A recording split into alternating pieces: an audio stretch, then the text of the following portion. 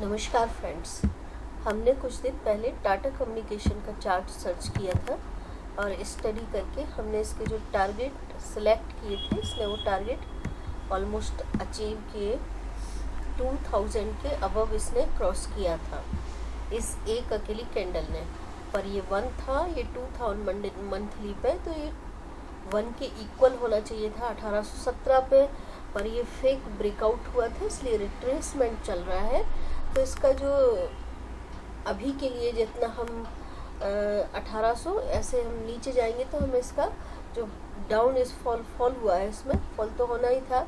एक साथ किसी न्यूज़ वाइज इतना बढ़ गया था, एआई रिलेटेड न्यूज़ थी।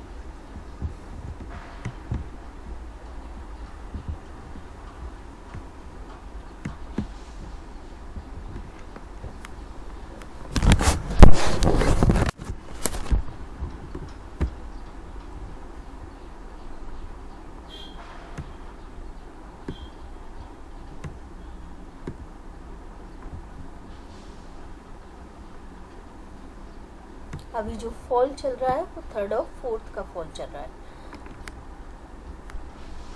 कोई भी 4th वेव का फॉल आता है वो 1 से नीचे नहीं जाता, तो हमारा स्टॉप लॉस हमें 1640 और 41 रुपये पर रखना होगा। और अभी यदि हम देखते हैं तो एक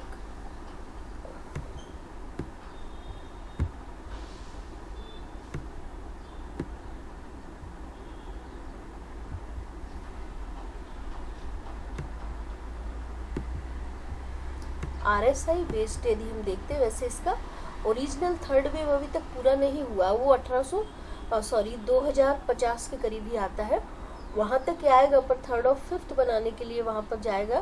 तो ये अभी MACD बेस्ड तो इसकी यही 3rd वेव दिखा रहे हैं। इसका जो हाई लगाया था इसने वो 2004 रुपये का लगाया था।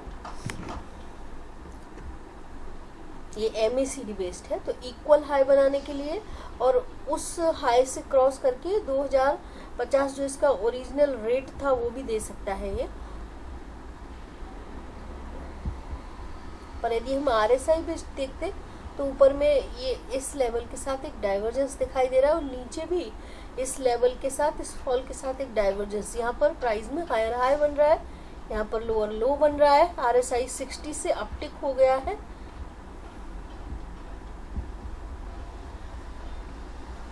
और MACD अभी जीरो लाइन को टच करने नहीं आया। एक बार जीरो लाइन को टच करने आएगा तब ये कंफर्म ट्रेड होगा। यदि यहाँ से भी मूव करता है तो भी इसमें, क्योंकि ये एक नीचे में डाइवर्जेंस दे रहा है, इसलिए इस पर थोड़ा कॉन्फिडेंस बढ़ रहा है। और यदि हम वेव देखते हैं तो ये ABC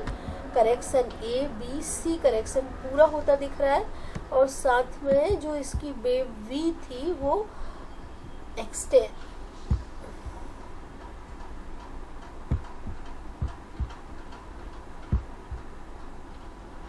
वो एक कॉम्प्लेक्स करेक्शन था।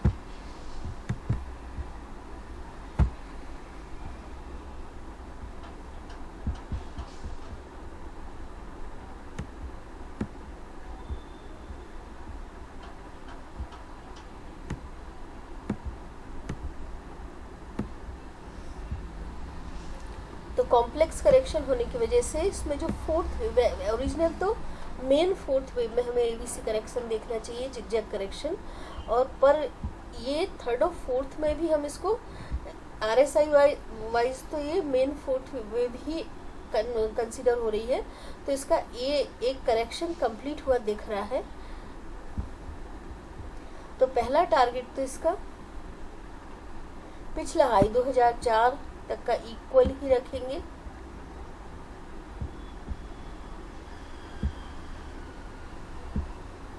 MACD बेस्ड वो 2050 भी देगा।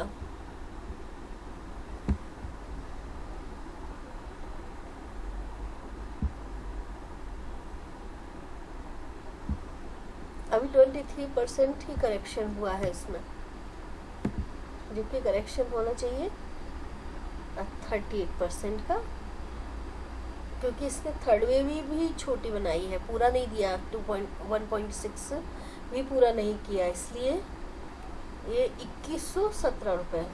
ऐसे इसके फिफ्थ वेव के टारगेट होंगे 2117 और 50% का 2200 रुपये के।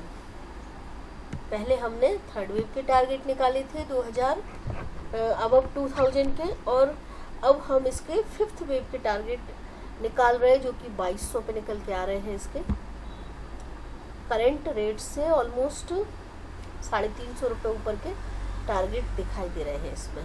पर पहले तो पिछला हाई आएगा 2004, उसके बाद डिप मारेगा, उसके बाद उतना ही फिर आएगा, फिर डिप लगाएगा, उसके बाद ऊपर के टारगेट देगा।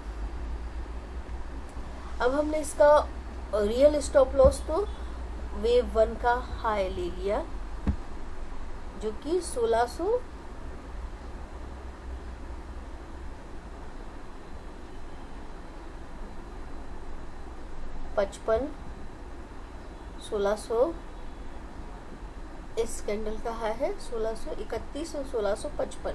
हम उसका ओरिजिनल रेट 1655 रखते हैं और 60 इस कैंडल का हाई हम देख लेते हैं, हाइड करके देख लेते हैं।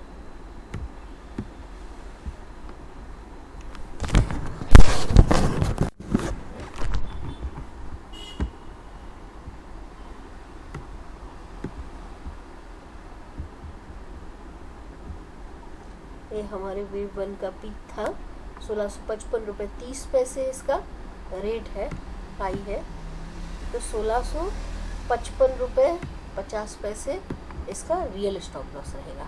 अब ट्रेडिंग स्टॉप लॉस इसमें मुझे कुछ भी दिखाई नहीं देता है, क्योंकि वहाँ तक इसमें यदि आता है तो, क्योंकि एक बीच में नीचे में डाइवर्जेंस आ गए हैं और ये केबीसी करेक्शन पूरा हुआ दिख रहा है, तो यहाँ से रिवर्सल दिख रहा है मुझे।